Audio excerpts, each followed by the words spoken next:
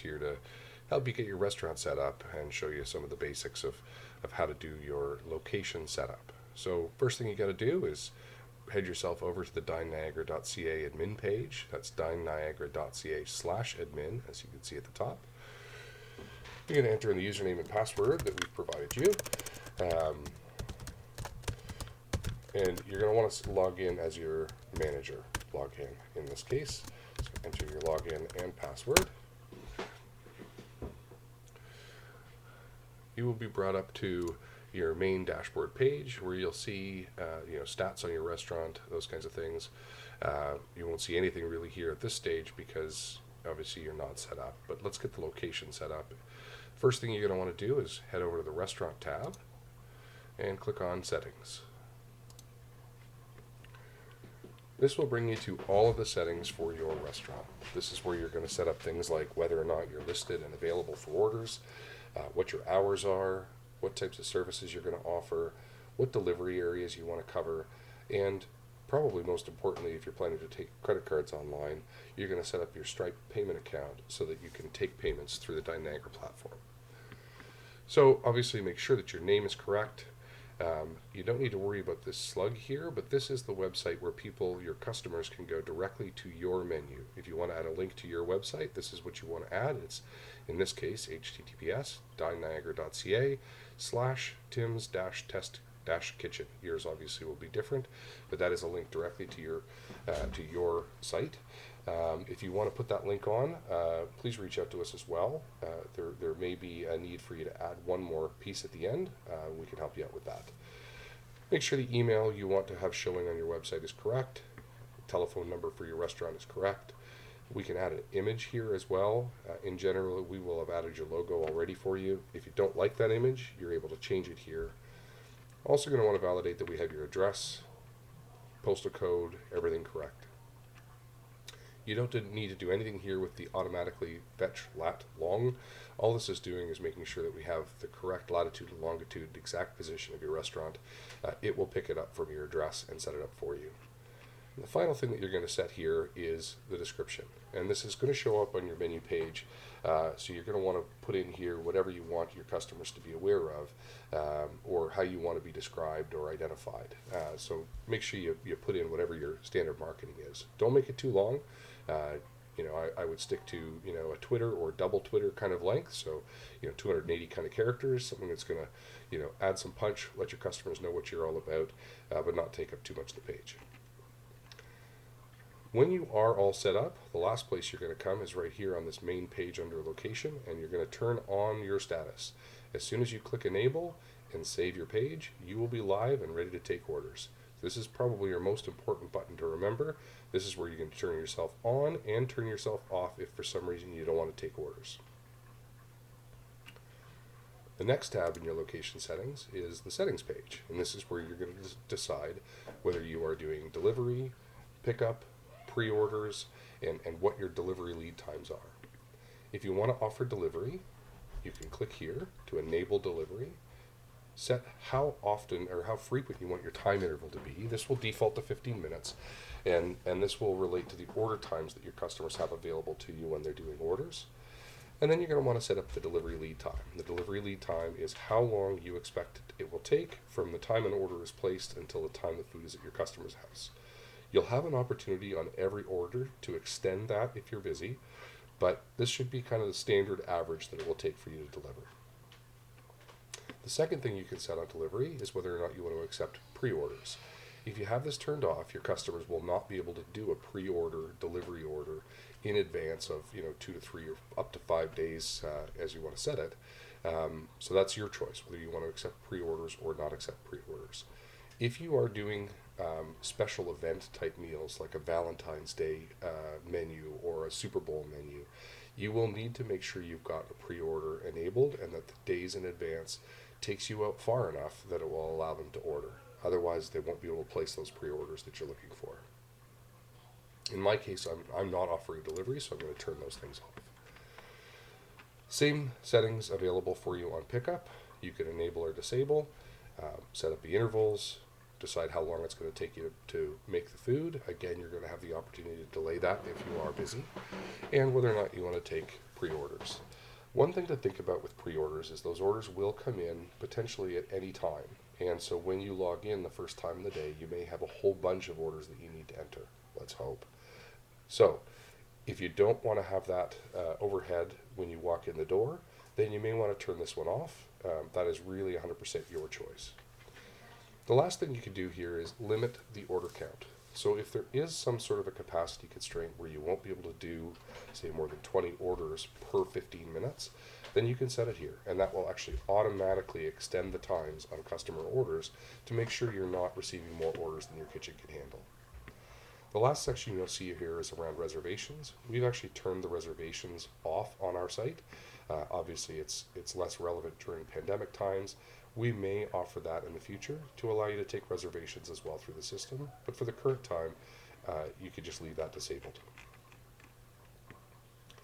Next thing you want to set up is your opening hours. In my case, currently, I have myself set up as 24/7. Obviously, this has been done for testing purposes. But I can set up separate hours for my when I'm open, to when I'm doing delivery, and to when I'm doing pickup. I'll show you an example of that. So I'm going to be open on a flexible schedule for pickup because I am not open. I'm going to be open. Well, I'll do flexible schedule. So I'm going to be open, closed on Mondays. I'm going to be closed on Tuesdays. I'm going to open Wednesdays at 4 p.m. So that's 1600 hours. And I'm going to close at 10 p.m., which is 2200 hours. Okay. On Thursdays, I'm going to also open at 1600 hours, and I'm going to close at 2200 hours. On Fridays, I'm going to start serving lunches, or at least I'm going to open earlier. So here I'm going to open at 2 p.m., so 1400 hours, and I'm going to open a little bit later, so I'm going to go 2300 hours, and I'm going to do the same thing for Saturday, 14 and 23.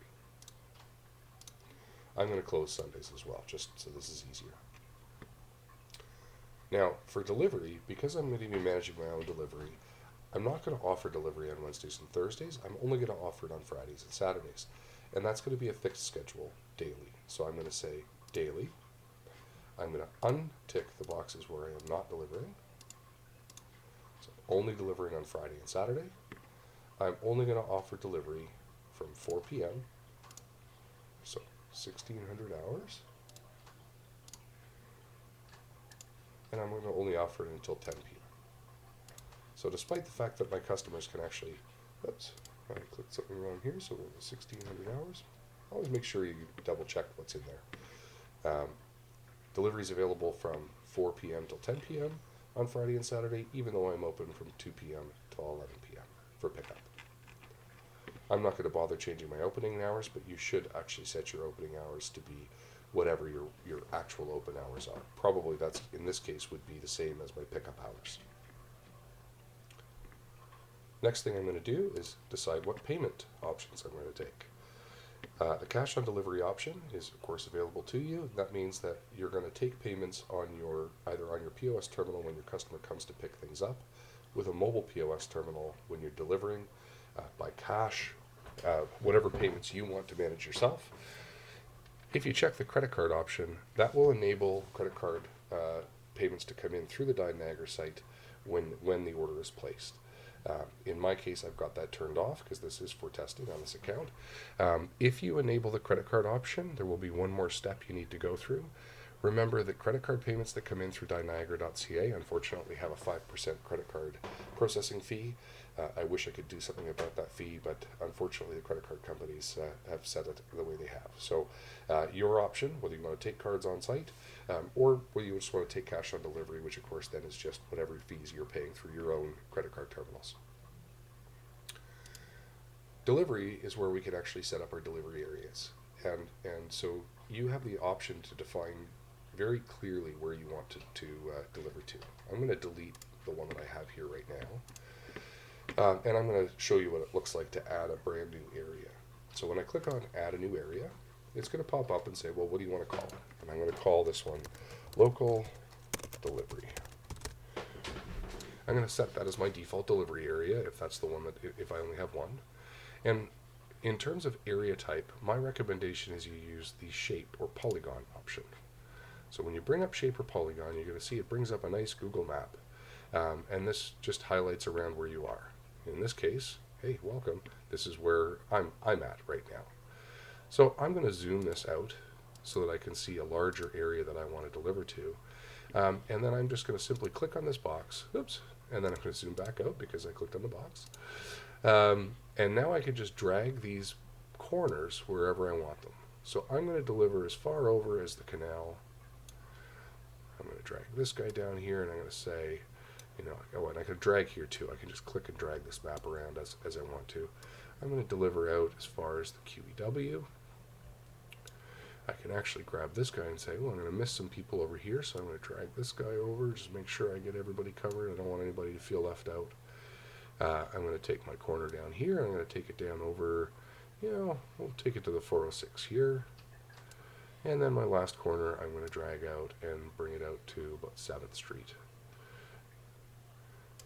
Now you'll also notice if I grab this guy and I drag him out somewhere else, I now have more options for me to drag. You can create quite a complex shape based on however you want to manage your delivery. I'm comfortable with that area there. I think I can deliver in those timelines. Second thing you can set is if you have delivery conditions. Are you going to charge for delivery? If you're going to charge for delivery, you're going to want to click the plus button here. You're going to decide how much you're charging for delivery. I know there are services out there that charge somewhere around $8. So if you're using one of those third-party services, that's a good place to go.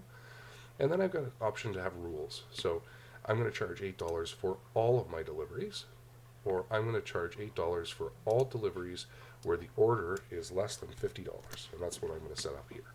So that means that as soon as the customer gets their shopping cart above $50, then they're no longer going to pay the $8, and you're going to manage that yourself.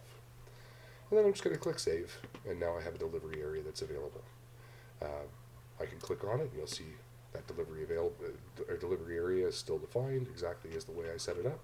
If I want to make changes, I can always make changes here anytime I want.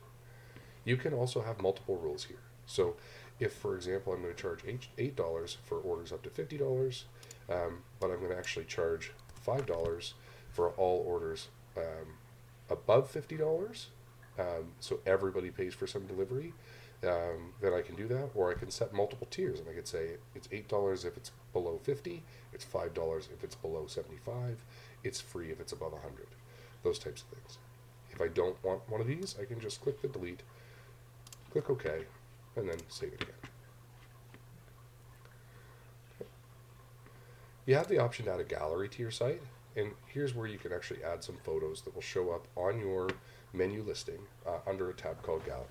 So if you'd like to add some pictures to your site, this is where you would do it. The one thing we are trying to do is get our restaurants to make sure they store their photos in their own folders, so we don't wind up with a whole bunch of different photos. We have restricted your ability to delete photos, so you can't accidentally delete somebody else's photos either. So if I wanted to add a photo, I'm just going to click on the plus sign here. It's going to pop up to my media manager. In this case, it's taken me to the last folder I was in, which is the main folder. So I'm going to want to click on this folder drop down here. I'm going to come down, choose my restaurant, Tim's Test Kitchen, and you're going to see the photos that I have here. If I want to add another photo, I can simply click Upload, choose an image, and click Open. That may look a little different on your page depending on what type of computer you're using, but it'll be very similar. Once I've done uploading pictures, I can just click the X, and I'm done. Sorry, one other thing, once you've uploaded a picture, you are going to have to go down and click the Attach button to make sure it gets added into your gallery. It's down here. Once you select it, click Attach, and it'll get added. If you want to remove an image that you already have here, just hover your mouse over it, click the X, and it'll disappear. The final tab on your restaurant settings is the Payouts tab. This is where you're actually going to set up your Stripe account if you choose to take credit card payments through Dine Niagara. In this case, you're actually just going to click the, it will say Set Up Stripe Connect Account. And when you click that, it'll take you through a wizard with the Stripe system, and Stripe is a major international credit card processor. This is a fairly straightforward process. Essentially, you're going to enter your information, you're going to put in your bank account number so that Stripe can deposit your payments through to that account, and you're done. This is also where you're going to come then later on if you want to see any upcoming payouts that are on their way to your bank account, see the status of all the payments that are there. You're going to click on the View Stripe Connect account, and it will pop up your account and any payments and payouts that are pending. If you have any questions on anything to do with your Stripe account, please give us a call, and we'd be happy to double check anything that's there and make sure your settings are set up correctly. Once you're done setting up your location, remember, if you haven't set up your menu items yet, make sure your status is still disabled. You're just going to click Save. You'll get a little message that says your location was updated successfully, and you're set, and you're ready to go. Hope you've enjoyed. Tune in for the next video where we're going to help you set up your menu items.